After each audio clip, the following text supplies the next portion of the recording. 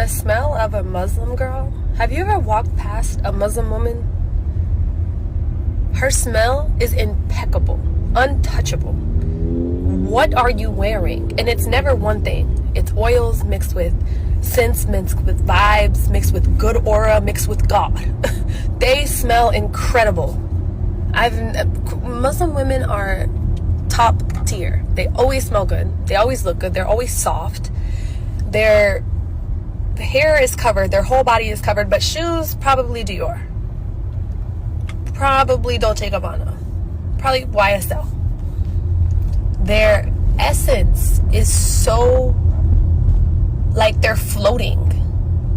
Muslim women are incredible to me. They just like, there's these two girls that live in my building, bracelets stacked. I'm like, these girls are rich. It's just a God-like presence.